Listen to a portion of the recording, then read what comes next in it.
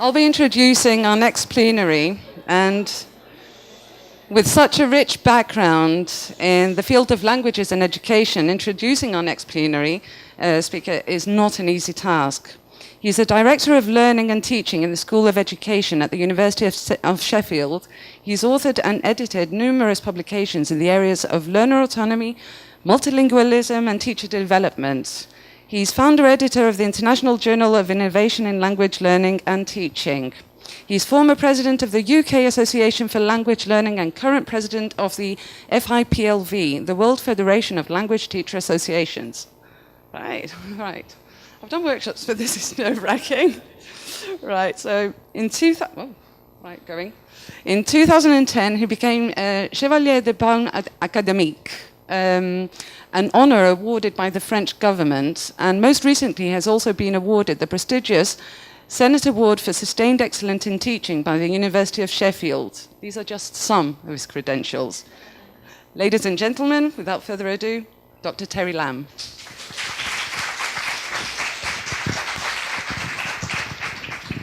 Thank you very much. Thanks for that. Thanks for that introduction. It's too much of a build-up, really, isn't it? I'd like to start by saying Kalimera. I had hoped that I would be before 12 o'clock, because I think Kalimera's morning, isn't it? So, sorry, I didn't learn the afternoon one, but I can say Yassas. Yassas, is that okay? And I can also say Eferisto. Yeah? Poli? Okay. So thank you very much to TESOL Macedonia Thrace for inviting me here. It's great to be here. It's good to know that I now have a third connection to Thessaloniki. My first connection now is this. I also have a connection because the University of Sheffield has an international faculty based here at City College. And I'm looking to developing some education programs with them there. So that's the second one. The third one I shouldn't really tell you about, but it involves sleeping on a park bench in 1979. So if you want to know more about that, you can ask me afterwards. Okay. I wanted to apologize to Dimitris Primalis, because I don't know if he's here, but perhaps just as well, because I wanted to go to his session yesterday talking about 21st century skills, and I couldn't get in. You were a witness, weren't you? So I couldn't get in. It was packed. So clearly people are interested in 21st century skills, and I would have liked to have known what he said. I want to say a little bit about Sheffield, actually, because Sheffield really is kind of a typical city with 21st century changes, with children growing up in an environment that's very different from the Sheffield that I went to school in the early 70s. It's very different from the 70s when I started teaching in London, actually. It's 40 years on, and what it makes me think is, good grief, if we think back that far, and I know that most of you can't, because you weren't even alive, but what will the next 40 years bring? And we can only guess, really, can't we, what the world will be like in which our children are growing up and learning. So I wanted to say a few things about it. Has anyone been to Sheffield? Some of you have, I know. Good, there's always some people who've been to Sheffield. What do you know about Sheffield? Anyone? Anything? Pardon? University, steel. Anything else? I was going to say the Full Monty. Yes? Yeah? Mm-hmm. I was once doing a keynote, I think it was in Prague, and after the announcement, and I jokingly said I'm going to appear from behind there, well, I had to walk on stage and they played the Full Monty music. And I have to disappoint you, I'm not going to do it. Yeah? This is a very straightforward talk. None of that. So I want to say a little bit about Sheffield, because as I say, I think that the world is changing so rapidly that for us and for youngsters, they can be thrown around by the changes. And I think that in education we need to help them to take some control over this mad world, this ever-changing, faster and faster world. And we can do that in our English lessons, in our language lessons, actually kind of keeping up, rethinking teaching and learning, but not forgetting some of the pedagogical principles around learning and teaching. So Sheffield is a post-industrial city. Clearly there's a recession at the moment, which has hit the north of England quite hard.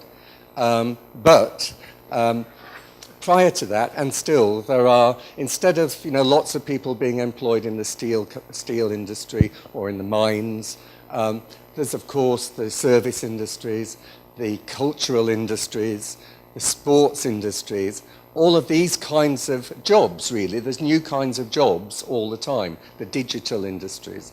But what is very interesting is that people now see, and I think about my daughter here, tend not to do what I did, which was kind of go off, think about what you're going to do and do that for life. You're constantly changing, but not only changing, I mean, I changed. I worked for 16 years in secondary schools, and then I moved to the university. So it's kind of the same. It's still teaching, but still, different.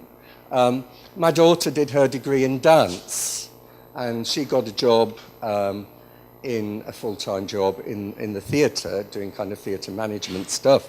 And after 2 years, there were so many opportunities that she actually gave up her full-time job and became freelance. And now she's very, very busy doing teaching dance, choreography, even costumes at the theatre. She's working in the theatre. She's doing administrative work. She's got this whole portfolio. And I think what it means is that people are very happy doing that. They want to do that. It means that they're flexible, they're safe. They're safe when the job goes, because they've got other things. But they're constantly learning and constantly having to sort of manage themselves and manage their lives and manage their time. All of those skills which sometimes we complain about with our young children in schools who don't always seem very organized or willing to take some control of the situation and manage their learning. It's our job as teachers for many of them. So that's, to me, quite important. So there's this sort of insecurity, but opportunity for those that have it, but insecurity nevertheless. And people need to be resilient. They need to be able to be entrepreneurial. We also, I'd like to say about Sheffield, is that it's what Vertivec would call a super diverse city. Super diversity is defined, it's always been a multicultural city, well, for many, many, many years. I mean, not just decades, but centuries.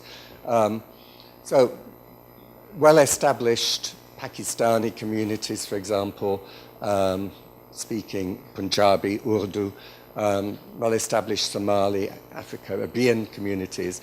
But in recent years, it's really scaled up. We have 120 languages spoken in schools in Sheffield. I'm sure that Thessaloniki is probably not going to be that different from that. I mean, I learned today about the historic diversity of Thessaloniki. So 120, and the numbers are increasing, the range of languages are increasing constantly. And I think that's very exciting for a languages teacher, because it's a resource that we can draw on to motivate people. But yes, certainly, the super diversity, I mean, you see one part of Sheffield there where very well established Pakistani community. We have the older refugees from Poland from the middle of the last century. We have new arrivals from Eastern Europe, slightly older arrivals from Poland who don't get on with the other Poles that were there established. All of these things going on. We have the Roma community coming from Slovakia. And it's incredibly complex, and we find this in our classrooms.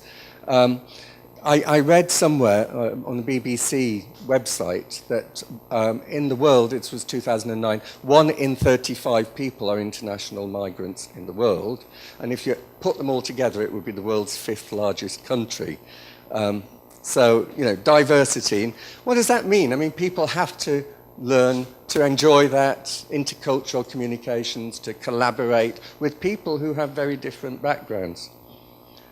If I think about myself living in Sheffield, I have a very white, working class, monolingual background. My parents didn't speak other languages. We never traveled anywhere. I now have a plurilingual daughter. She's half Austrian, but she also speaks French and Spanish as well as German. I travel and work with people all over the place. I'm here today. I would never have thought that would be possible. I teach our students in Singapore. I teach our students in Malta. I have 17 PhD students. Only one of them is English, is British. And the rest are from China, from the Middle East, from Southeast Asia. Completely, I'm working with different people all the time and learning about the different contexts, which is great. I also feel that the world's going faster, but that's probably just because I'm getting old. But no, I mean, do you all feel that, there seems to be more to do and you're having to multitask and the emails keep coming in and there's new challenges and new demands and how do we keep up and how do we make choices in all of that? And how do young people make choices about what they're going to do and what road they're going to take and what on the internet is worth looking at and what isn't? These principled, critical thinking, which I'm sure Dimitri spoke about yesterday.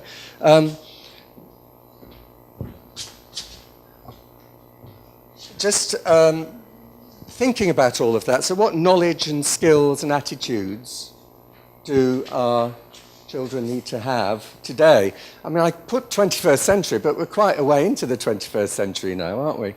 But as I say, that 40 years ago was so different. So there's a lot of the 21st century yet. I found this on Edudemic. So sorry if it was through Twitter.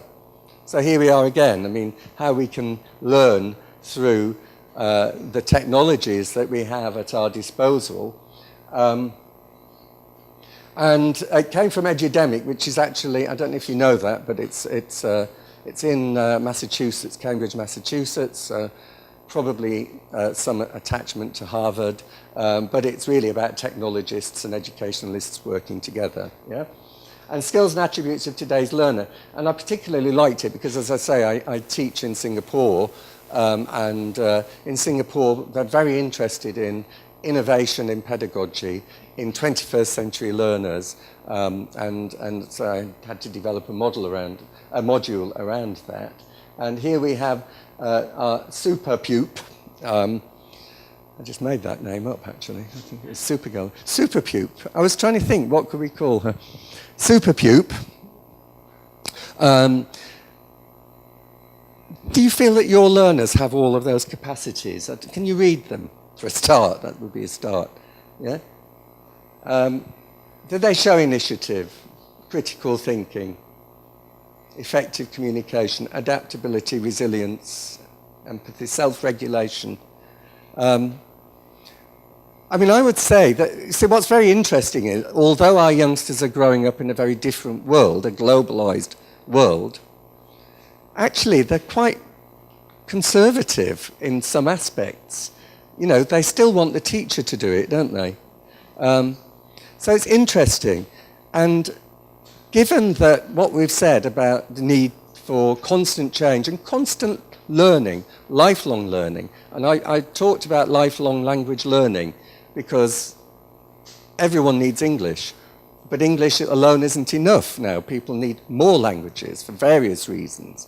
So not only language learning, though, even though that's what I'm focusing on, but they need to be lifelong learners, what I've called learning learners, people who know how to learn, how to make decisions about what they're doing and why and managing that. Well, they're not all like this, so how do we get them there, I think, is the question. And I feel that we do have to start at an early age in school.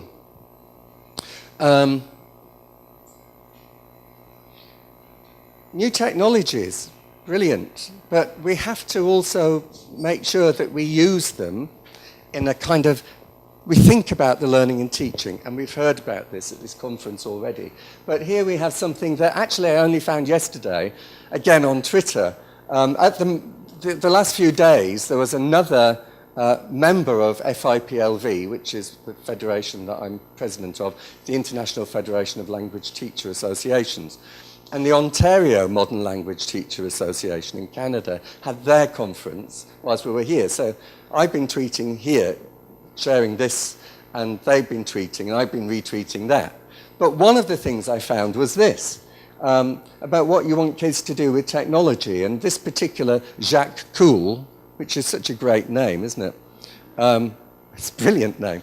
Especially, I mean, actually, I haven't met him, but I must find out if it's his real name or not. Because if you're in technology and new learning, then it's a kind of cool name you'd give yourself, isn't it? And he had obviously done this talk about 21st century learning as well.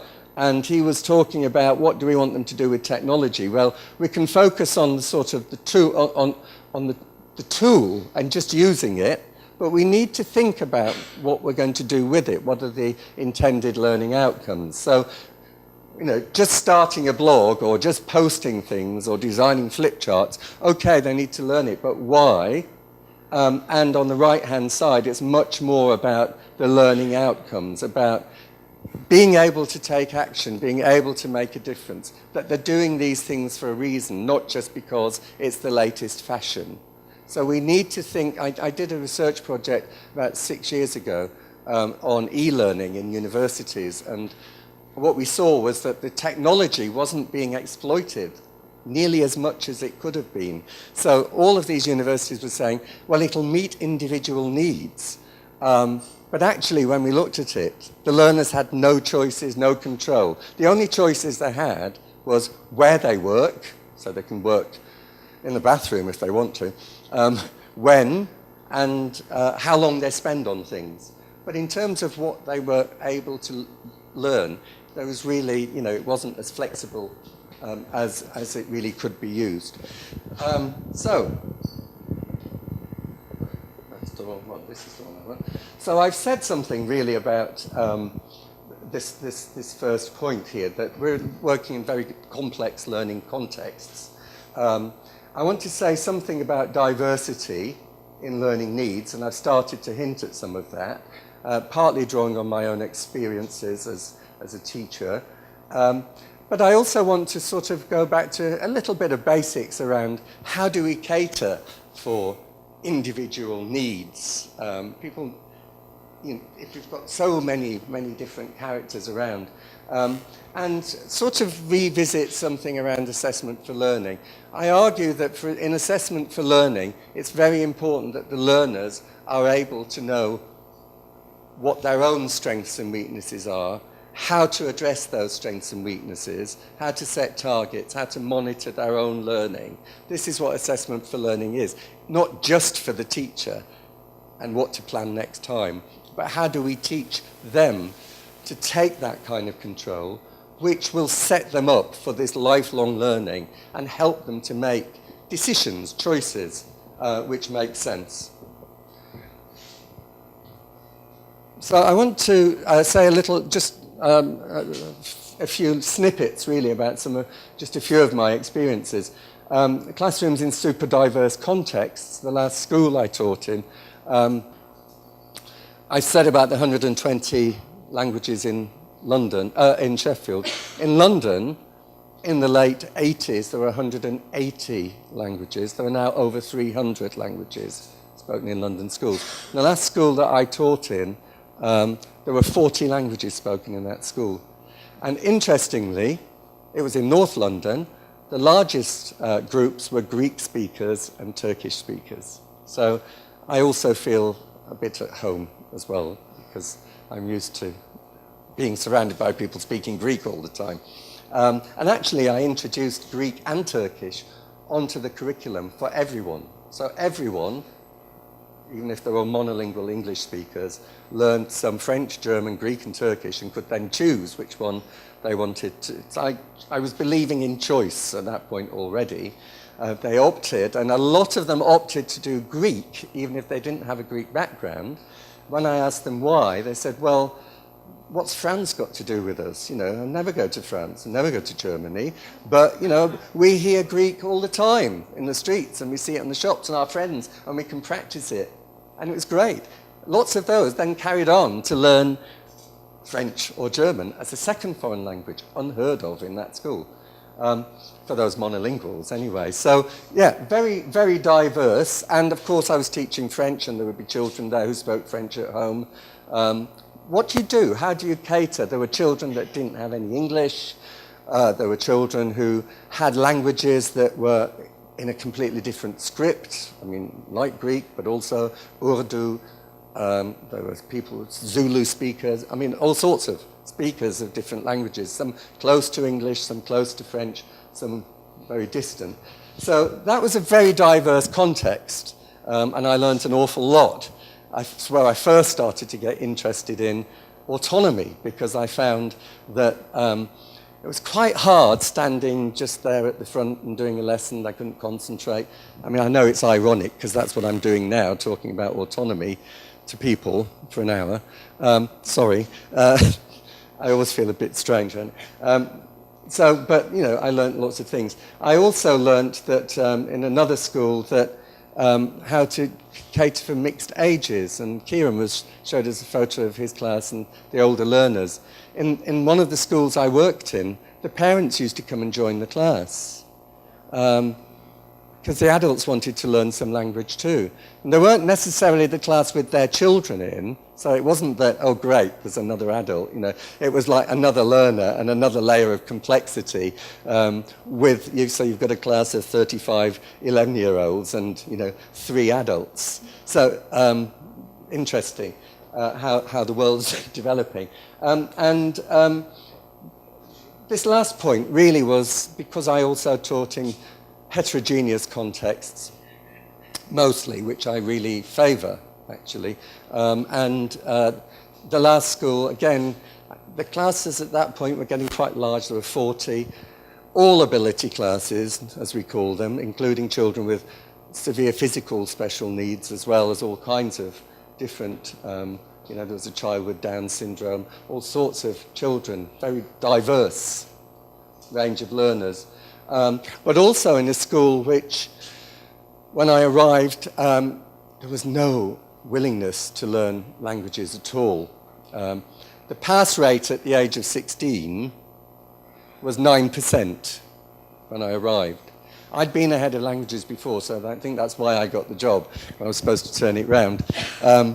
And I realized that the only way I could do it was by making sure that the learners were doing things that were at their level, that were interesting for them personally, that they had opportunities to work in groups and pairs, all sorts of things. And I developed a flexible learning scheme, which over the years, the ones that began that at the age of 11, the first lot that got to the age of 16 for their exams, they were at 75% passed. So I then went off to the university and researched it because I didn't know why. I'd never heard of learner autonomy. I was a teacher in schools and, you know, didn't know about it. So that's what I found out. And so there was something around that and motivation that I needed to explore further. But what I'm talking about really is this very huge diversity in our classes. I don't know if in your own classes you feel that you're catering for lots and lots of individual needs. I mean, it really seems much, much more than it used to be. Huge diversity. I did a workshop in Malaysia, and I asked teachers there to come up with, to think about, we did a brainstorm, I think, all of the different types of individual differences and individual needs in their classes. And this was in Malaysia. And there were teachers from cities and from rural areas as well. And these are ones that they came up with. I'm not going to go through all of them in detail because I want to move on. I'll say something about this, but certainly social, personal factors. You've got children whose parents take them on holiday to their apartment in France, in the same room as someone that's never been abroad. You've got children who are suffering bereavement, they're looking after their family. That's the oldest sibling looking after a lot of children because the parents are either ill or out at work. So all of these different sorts has huge, I mean, if we had time, we could talk about the implications of all of this and how we deal with that. But this is really just a snapshot of diversity. Language background I've talked about, cultural background, prior knowledge. We assume that all children are brilliant with technology, and most of them are. And we were talking in the car about one of my colleagues works in early childhood education and looks at digital literacies and the way that shows films that she's taken in her research of young children at least knowing how to hold things and what to press and that sort of stuff. So they're kind of growing up, just like when I lived in Switzerland as a student, and I saw these children who could ski before they could walk, and felt so stupid. I've never been skiing. I studied in Switzerland, had an Austrian wife, but never been skiing. Yeah, is it good? Oh, good. Because I'm feeling that I'd love to do it, but probably I'd break too many bones now at my age. But yeah, a bit of a lost opportunity. But I'm glad you said that. I'll remember that. So prior knowledge, some don't have a particularly, and particularly if they've come from other countries, they may not have even been to school. Some may have come from war zones as refugees. Yeah?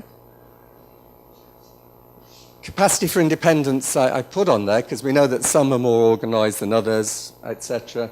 And I just want to pick up on one thing here. Beliefs about learning vary tremendously, and I've done quite a lot of research with young children on this. And I'll show you some things that they said later. That their belief about their role as a learner and your role as a teacher and who does the work, basically, can vary, and it varies according to cultural background as well. But we have to be very careful about assumptions. I have a PhD student from Libya, and he did his data collection last year. Was it last year, the year before? In Libya, in schools, teenagers. So all kind of post the worst part of the crisis, but still very, in a crisis situation.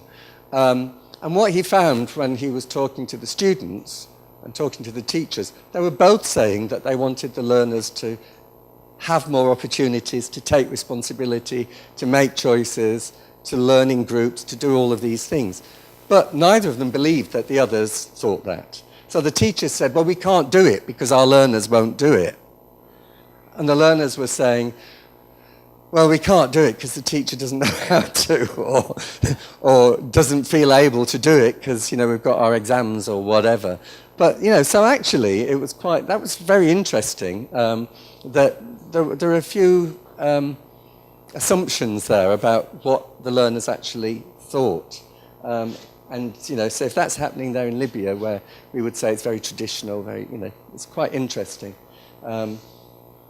And motivations. Now, I'm going to just pass very quickly through a little bit of motivation stuff, because our children and our adults as well, all of our learners have a whole range of different reasons for doing languages, doing English, whatever, anything. And they have a whole range of different reasons. So I just want to revisit something.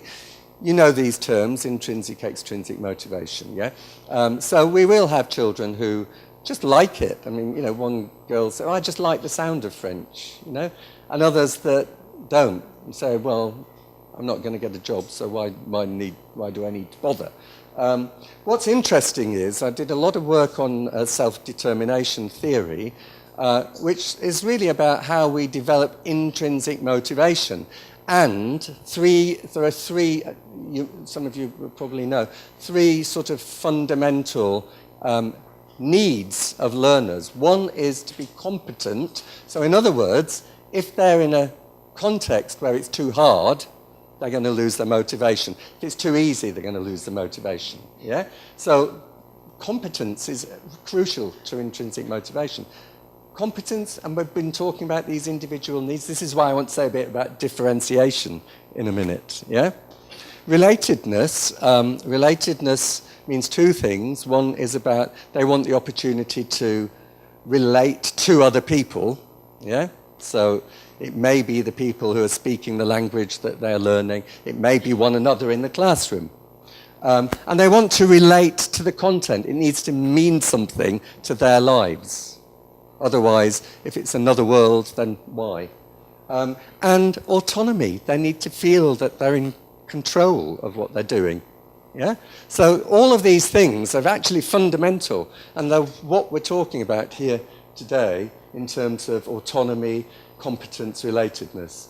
And you'll know instrumental and integrative motivation. Yeah? Instrumental, you're doing it for a purpose, an exam, a job, or whatever. Integrative because you like to be part of the culture, you're attracted. Most of you probably are integratively motivated to do English. Yeah? When I go to France, the last thing I want to do is spend time with English people. I get so depressed if I'm with English people. I want to feel a bit French, you know, and be French and all of that. I want to just show you a few snippets of these children that I've done some research with. When I asked them why it was important to learn a language, Mark, this is sort of instrumental. The children were 13, 14, about getting a job. We might get a job because we're more involved in Europe now. Well, that's a bit of a question mark in England, but never mind. So it'll help you if you want to get a job. I love this next one from Jodie. They might be coming over to sell you some pants or something. Summit, yeah? It's Sheffield dialect, something. And you want to welcome them, so you get a special offer, yeah? So it's either, you go there or they come here and you might want to communicate with them in that language. Why pants? She was very serious about it, she wasn't. So quite instrumental. And then there was this, which is somewhere in between the two, Mark. When you go abroad, Spanish people especially, if you can make one word in a language, they'll talk to you in fluent English. But if you just try and make them talk to you in English, they just pretend they don't know what you're talking about. It's the same in all countries. So there's something about making an effort, isn't there? So you've got children with all of these different motivations, and here we've got, again, Mark carrying on. This is basically saying, you can have this presentation, by the way, if you want it somewhere. Yeah. You may never want to see it again, I don't know. But he's saying that really we want to learn to be able to talk to young people. And what they went on to talk about was that we don't know anything about young people's lives in these countries, because all we learn is going to a tourist office or changing your tyres. Well, when are we going to do that, is what they're saying. Yeah? And they went on to say, we should be learning about what they watch on television and soap operas and, and actually said, statues. I said, statues? He said, yeah, who are they? So an argument for learning about, it may be here in your English lessons you do, because I know in many countries you learn a lot of the culture through your lessons. But in England, it's awful. You don't. You learn how to change car tyres at that age, and that's it. And they say, when did I last ask someone to check my tyres? Yeah? You do it yourself, don't you? Jodie again. Yeah, examples. Like, have you seen that over there? Do you think that's good? Do you like hot dogs? These are what for her a sort of communication with young people. So we've got all of these various people. Work on motivation includes identity now. There's a lot of work on identity. This is a book that I did with some colleagues on identity, motivation and autonomy. And just all of the identities as a person, but also as a language identity and language learning identity. And an identity as a learner. You know, you sort of all nodded earlier that your learners don't always feel, I'm a learner, yeah? This learning identity, but they're going to need it as they go through life. And there's an example of this from Zoltan Dernier, who talks about this, that people have an ideal self for the future. It's thinking about, who am I going to be in the future? And for him, he brings in the language. Is language part of that? Knowing another language part of my ideal future or not? If it is, then great. If it isn't, it's a bit of a problem.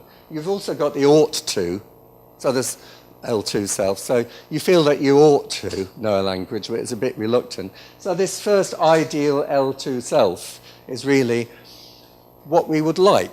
But then we have Carl, because you're not exactly like going to go working over there, are you? Not people like us. Well, I don't think we will anyway. So if we learn it all and don't do anything about it, it's a waste of time, isn't it? Yeah? It's very sad. People like us, it's a working class school in Sheffield, saying, well, that's not for people like us. Now, when we talked about migration, he might have to change that thinking, yeah? But, I mean, what would you do with Carl? What can you do to sort of think about that? Any ideas? Take him over, yeah? That's one good thing, if they can afford it. Lots of in touch through technology, through whatever, yeah? So making it real, isn't it? It's making it there. And I also think, I mean, and I'm really sorry I missed your plenary yesterday, Carol, as well, when you were talking about narratives, because my luggage hadn't arrived. And I had no trousers, so I couldn't come. I had my jeans, because I did travel in something, but I wanted to wait for my toothbrush.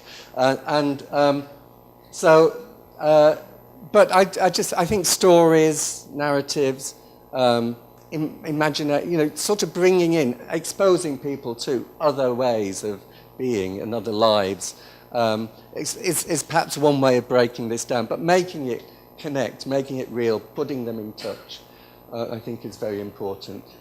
So, all of those individual needs made more complex by 21st century skills. We've talked about this, so you can look at it on the when it's up if you want to. But these writers come up with 4 quite useful categories of ways of being and 21st century skills, ways of thinking, which include the learning to learn, the decision making, the criticality, ways of working, communication, collaboration, tools for working, ICT, etc. And living in the world, global citizenship, cultural awareness, social responsibility. Quite a neat sort of way of thinking about 21st century skills. But, as I said, children are at different stages of all of that as well.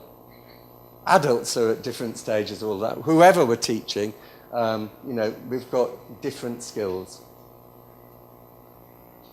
How do we do that? I'm going to move very quickly on this bit now because I want to move to the last bit and I don't want to finish late. But differentiation, there's been a lot written about differentiation. And actually, a lot of the old stuff is still very good if we think about things, if we now can build in technology, for example. These are some former colleagues of mine at the University of Nottingham, where I was working at that time. And you probably know things around text, task, yeah? How do you differentiate by text? How do you differentiate by task? Do you know what the difference is? Is that familiar? Well, text basically means you can give different texts, yeah? That's right, yeah. You know, holding this mic, I keep thinking it's a drink, actually. And I mustn't tip it up. I just thought, what's wrong with me? Why do I keep worrying about it? Okay, so yes, a different text, which of course on the internet there's all different kinds of... If you talk about school, you can look at someone's online diary or journal, where they've got to be at certain times. Or you can look at people's blogs talking about what they've done that day at school. So different text, different tasks. So the same text but different tasks. Quite simple tasks and more complex. Outcome, the one that we use most commonly probably. How do we, some will write a small amount. I mean, the blogs are quite interesting, and there's been a lot of work done on constructionist pedagogies, blogs. So people will use blogs and produce a portfolio, and the working around what am I going to use in my portfolio, they're constructing a kind of knowledge through this tinkering, this moving things around, constructionism rather than constructivism, very interesting. The outcomes will be very different, but we can kind of assess them differently. Different interests, making sure that people have opportunities to talk about the sport that they're interested in. I mean, a lot of these are things that you will do anyway. Different levels of support, not only from the teacher, but from the dictionary, from online resources or without or whatever. Working in a group is another kind of support, different groupings. They talk about a variety of activities in a lesson, teaching tasks, catering for a range of learning styles. So, or just simple tools really to use, quite a nice framework to help you to think about it. They also suggest that you do core work with everybody and then you provide branching work. So reinforcement for those that need to keep going over the same in different ways, and extension for those that can move on, Fine, that's very good. I mean, I found really two issues with this. One is that it's not enough these days, and who chooses what they do? Do we decide, or do they decide? And I think if we need more choices, as happened in my flexible learning approach, which had such successful outcomes, they need to know how to make choices. So how to organise. Basically, if we push it on, then it's about only being realistic if students have the knowledge, skills, and attitudes to cope with the responsibility of working independently of the teacher. That they are going to choose. And if they're taught how to choose, and it's presented okay, they're not necessarily going to choose the easy ones. They might choose the harder ones. But it's quite interesting what drives them to choose the easy ones. So back to the learners of today. This is research by Lebler, 2007. I've highlighted the key bits, so you don't have to read it all now. But basically, he does work on popular music pedagogy, but is saying teaching practices dominated in the past have to be rethought.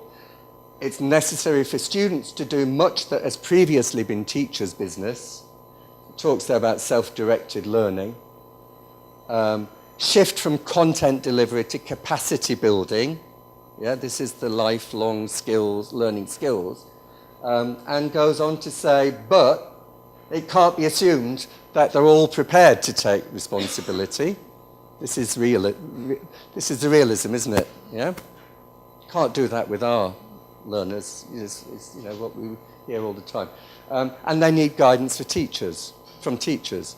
So the teachers take on a different role of being facilitators, teaching them how to learn. And this is where I go back a bit to some work that was introduced globally, really, because this is a kind of formative assessment. But I don't know if you've heard of Black and Williams' research in the late 90s, and they did a survey of lots and lots and lots of assessment articles from around the world in different contexts, and came up with the idea of assessment for learning. And if we look at this, the key words for me are, it's about deciding where learners are, where they need to go, and how best to get there. Now that's been interpreted by teachers as oh God, how do I know where they all are and where they all individually need to go and how individually is all the best way of getting there? The key is that it's for use by learners and their teachers. So how do we help the learners to know where they are, where they're going to go to, and how to get there? Yeah, that's the key. Now, in a lot of classrooms I've seen, it's more work for the teacher, and it should be more work for the learners. Yeah? There are 5 key principles in this particular material on assessment for learning. If you look at those, can you see that autonomy is never mentioned in this stuff? Can you see anything in those bullet points which you think relates to some idea of autonomy, taking control of learning in some way, in its broadest sense? Active involvement of pupils. Clearly, that's about learner autonomy, absolutely. Anything else? The last one, assessing themselves, understanding how to improve. Anything else?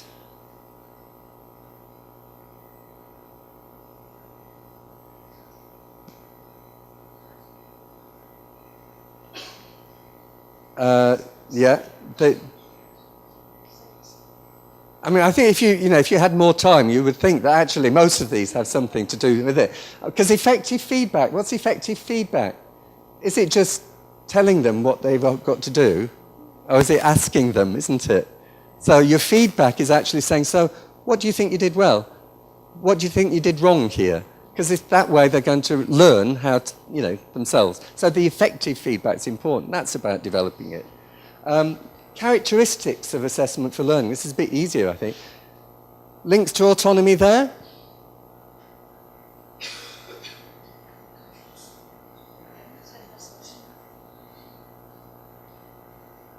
Self-assessment there again. First, second. Are there any that aren't related to autonomy?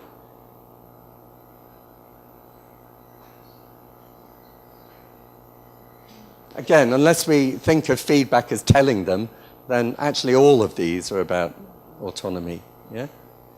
So in order to be able, for learners to be able to do this, to know where they are, where to get to, how to make choices, how to decide what resources to use, how to get there, they need to develop their autonomy. But as we've said, some children are not. They don't believe it's their job to do that. It's the teacher's job. They don't know how to make choices. And so I'll just finish with a few examples of this. We need to be able to talk about learning and autonomy. So I think these frameworks are quite useful.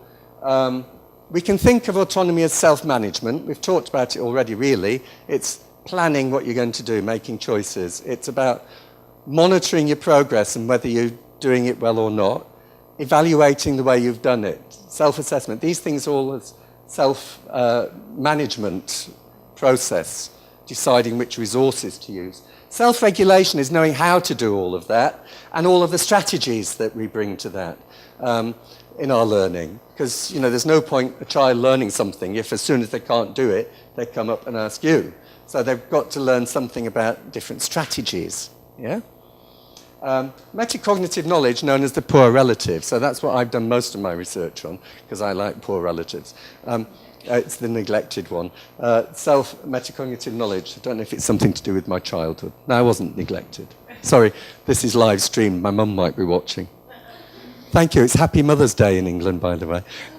It's all right. She won't be watching. It's Mother's Day. I should be taking her out for lunch. But I'm with you, and that's nice. Metacognitive knowledge, person knowledge, task knowledge, strategic knowledge, according to Wendon, drawing on Flavel, learning theories. I turned that into a set of research questions that I'm going to finish with in terms of some practical problems. But I researched learners' voices, 14 to 16-year-olds, about the role of the learner, who has control over learning. Is it the teacher or the learner? Yeah? And what makes a good learner? The task of language learning and how it relates to them. Individual tasks. Do they know why they're doing a task, or are they doing it because the teacher's given it to them? Yeah? And the strategies that they used. And so I kind of did focus groups and things to look at that. And I worked with 4 different groups from one year group. The motivated lower achievers, these had been identified. It was very rough categories. I didn't do tests. But the school had divided the year group into top half and bottom half. Terrible, isn't it? Who would want to be in the bottom half? But these were the motivated lower achievers that I decided to give them names in the end. I wasn't going to. But these were the ones that were quite keen, but they grafted. You know the word graft? Yeah, it's where you just have to work hard at it. They were the ones that liked copying because they felt they were working hard. Yeah? The unmotivated lower achievers were a joy to work with in the focus group. It took me weeks to transcribe their interviews because they all spoke at the same time.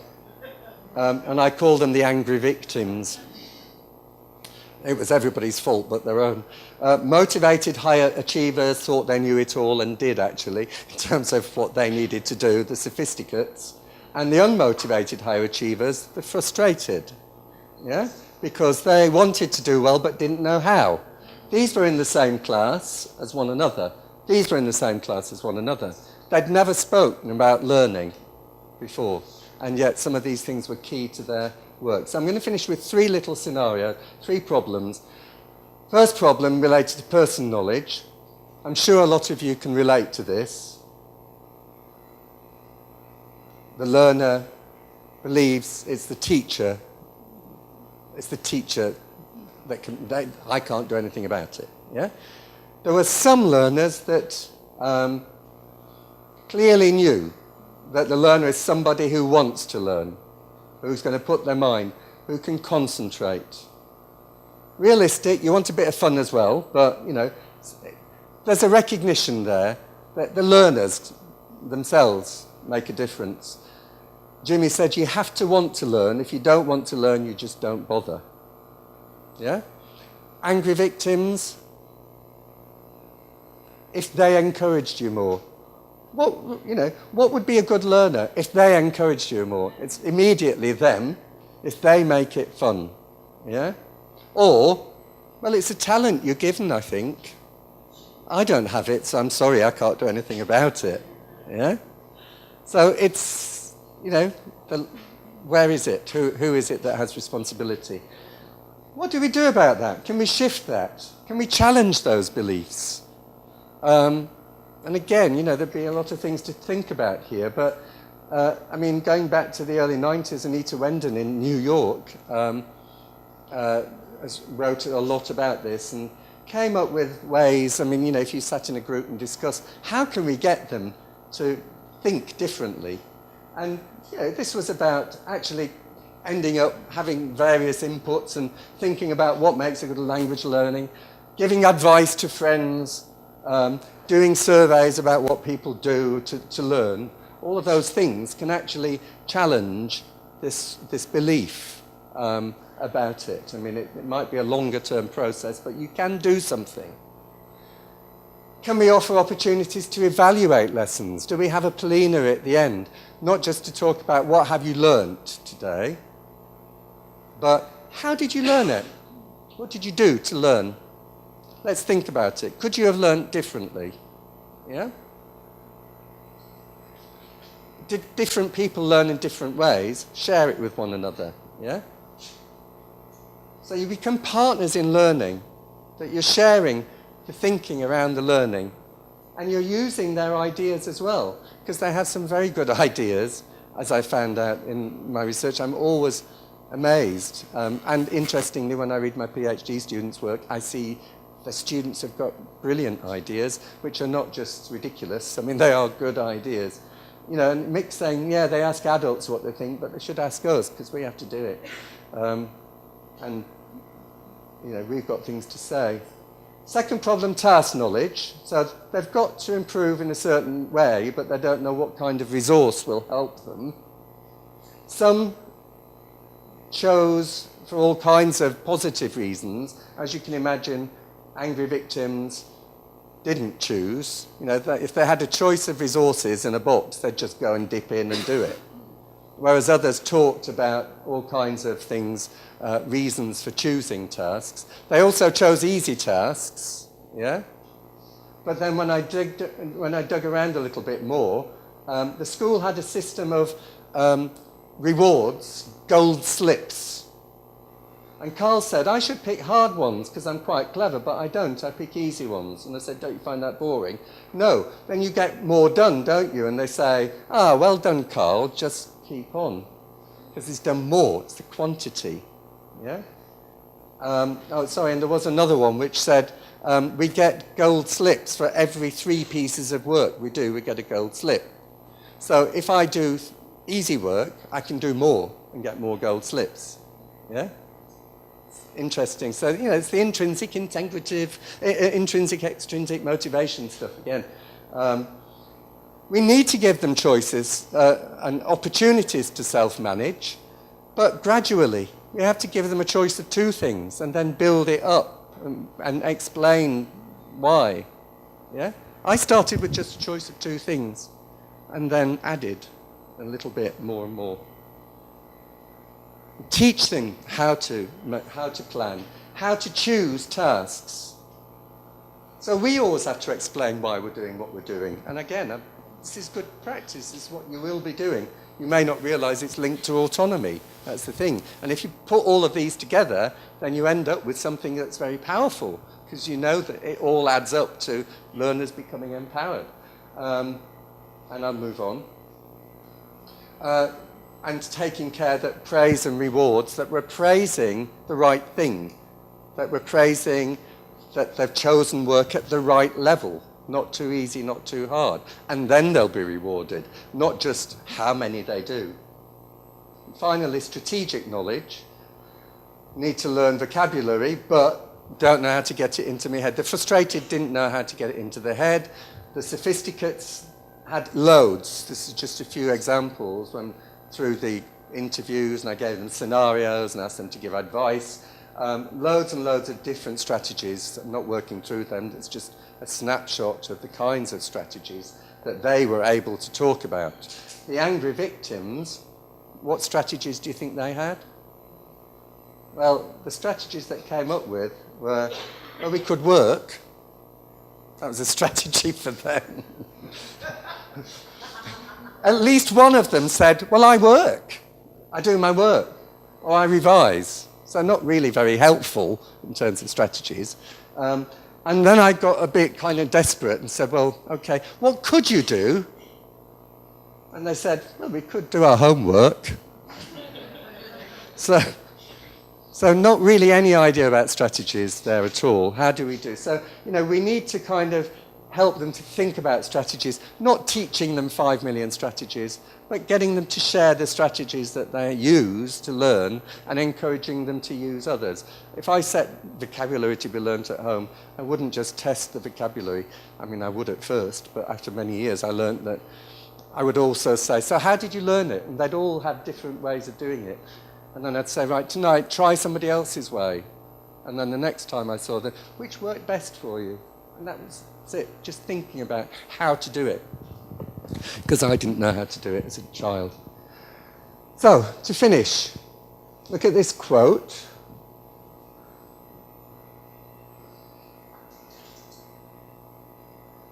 Any guesses who said that?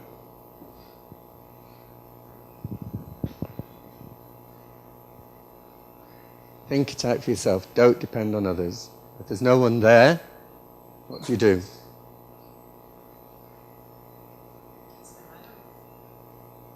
Man. Who? Well, you won't know. I'll show you. But anyway, you've had a think. But actually, it was this person. The very well-known Chinese. Yes. But in 1130, 1200, we talk sometimes about these things that I've been talking about not being relevant in other contexts. I have lots of Chinese students that are looking at ways of encouraging learners to take more responsibility. It's in the curriculum there, yes? And of course, we all know this Confucius one, don't we? Yeah, but it's the same idea. Do we just give them the information, or do we teach them how to learn, how to continue to learn throughout their lives?